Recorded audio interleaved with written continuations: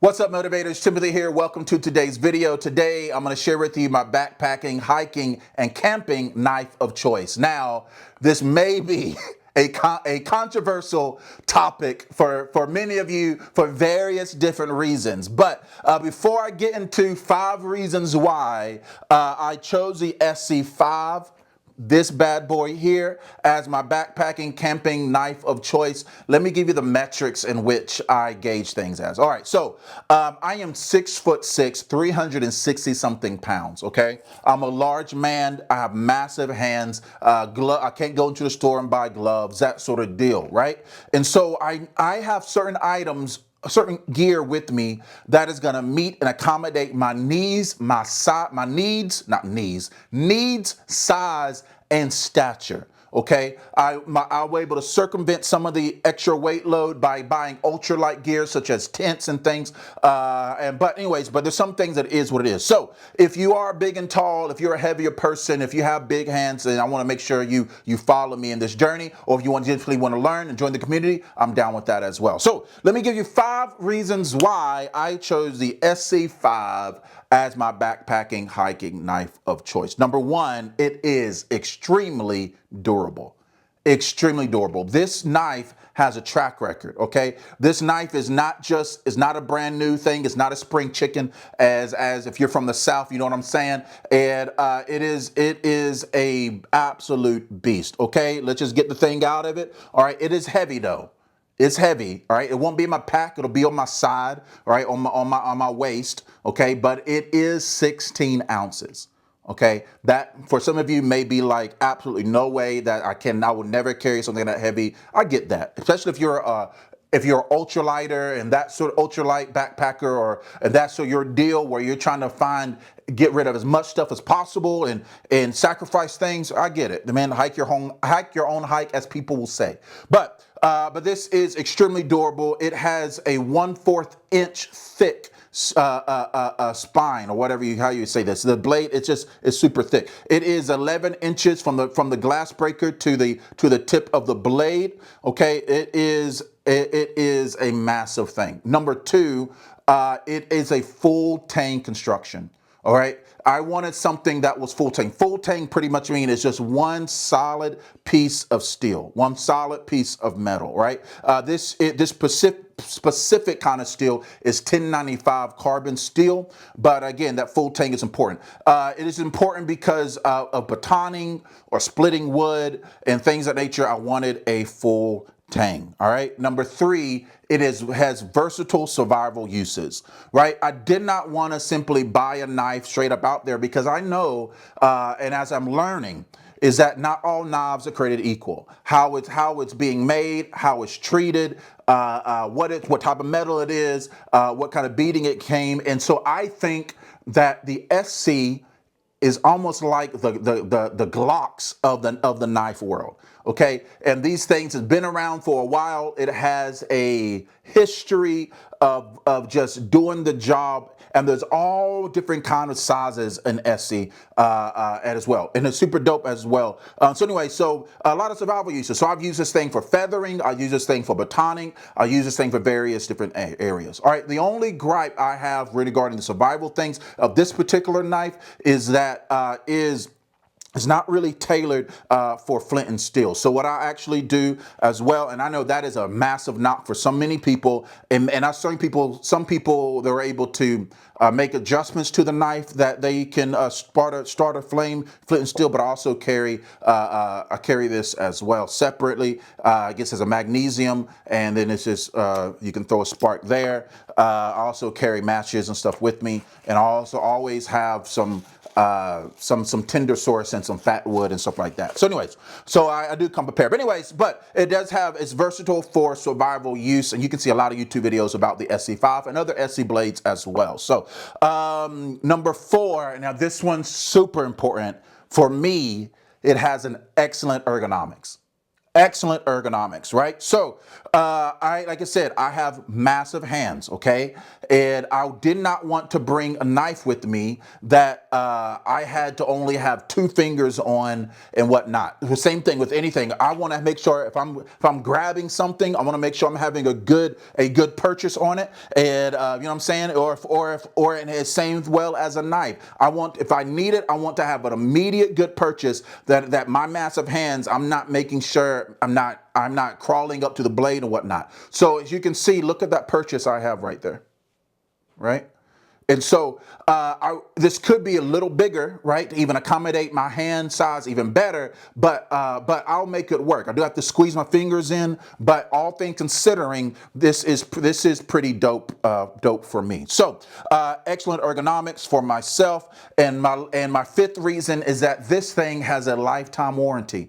A lifetime warranty, right? And again, if you're using it the way it needs to be used, some people will use this as a prod tool. I wouldn't recommend it, but other people do, and they're getting away with it and whatnot. But and they're able to do what they do. But this thing does have a lifetime warranty, which was important to me. Buy once, cry once, whatnot. So. And this is the bonus reason that I specifically carry this knife whenever wherever I'm outdoors, whether hiking, backpacking, camping, all that fun stuff, is the time I get to use it. Right? And so I guess it's different. I'm outside gathering sticks, and maybe I'm making a fire pit for my family, and I'm outdoor using giving time with this thing, right? Learning different skill sets, trying to make myself better. But I think how cool it is, even while I'm in nature, where I'm at camp, finding a twig or whatever, or something that I could use, that I'm really getting time under the very device and the very tool. So God forbid something ever happens to whether I'm using this knife not as a luxury, but as a need or survival. This is not the first time I'm having this thing or using this thing. I'm having so much hours and time under this specific tool. All right. The ESEE 5, I believe, is an awesome knife. So if you are looking for a blade, a knife, and if you don't mind carrying something heavier, I want to highly recommend this thing. They also have the ESEE 4 and some other ESEE blades, and it gets smaller and smaller and smaller. And so maybe you want to look into that. And obviously, the smaller it is, the lighter it is. But to me, items like this, just as other certain items in your EDC, some items are not comfortable, they're comforting. You get what I'm saying? Some items, just like this, it's not meant to be comfortable, it's meant to be comforting. And having this item is a very comforting thought that, again, that I'm getting time behind it, and I'm learning the skills, and I'm learning again the limitations and whatnot. So I'm not a bushcrafter or anything of the nature. I am like I said, I'm learning. All right, ain't no pride in my conversation. And I'm always willing to learn. And so I want to take some classes. I want to go to some other YouTubers that I'm seeing, and seeing them, man, just doing such some incredible bushcrafting work. I want to learn all these things. So, but when I go, I'm going to take this knife here with me. All right. So here are some potential things that you may feel like this is not the knife for you. Let's just call it as it is. Again, number one, it's heavy. Okay, it's heavy. All right, it is for some people. This may be absolutely questioned. This is the dope sheath that comes with it. All right, it even has a little lock there. I forgot to tell you that little lock. You put that up, boom. All right, and you can even get another kind of sheath that you can. Anyways, but this is heavy. It's literally over a pound by the time you add the sheath there, right? 16 ounces, maybe too heavy for you. The blade being 5 1/4 inches long, maybe too big for what some of you may be looking to do or looking for. All right, so it is what it is. And again, and the steel, 1095 steel, even though this does have a treatment with it, which I appreciate. Okay, for some of you, that may not be a steel that you want to go with due to the necessity of being an oil and maintenance with thing. But again, this thing does have, it is treated and whatnot, but obviously with any knife, you want to make sure you take care of it. So, but bottom line is this knife is reliable. Again, to me, the ESEE5 is the Glock of the survival knife world. You can go type in ESEE5 YouTube videos, and you can see videos of people from over 10 years ago. So this thing has a track record. But but again, I know some of you be like, bruh, you sound crazy. There are so many other better knife options. Okay, and I get it. I get it. And maybe that's a good option for you. And maybe I'm going to learn, find a different knife along the way. But it's just so important. The number one reason of why I want to carry the same knife, regardless of what I'm doing outside, is because it's going to give me an opportunity to learn with the tool in hand while at peace. So whatever comes a moment where I'm going to have to use it as a necessity, I'm able to, what is that saying? I'm able to rise to my level of training, right? If the issue happens. I forget the exact quote.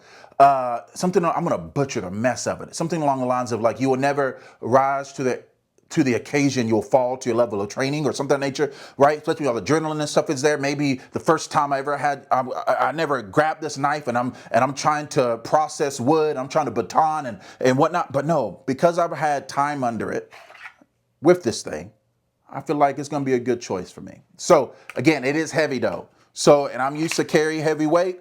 It really doesn't bother me at all. I am not a through hiker. I can tell you that. That does not appease me at all, right, family? I'm not a through hiker. Maybe later, maybe one day, but right now that don't do nothing for me. So, but anyways, ESEE5. I want to highly recommend this knife. I'll put this knife in the description. It will have Amazon affiliate links that if you're interested in purchasing this knife, click on that link. We do get a kickback here in the channel, what helps us. So anyways, what do you think? What is your backpacking, camping knife of choice? And can you please tell me the reasons why you have it, okay? If you are a big and tall person, maybe you have similar statures and size and things of that nature, what knife do you carry?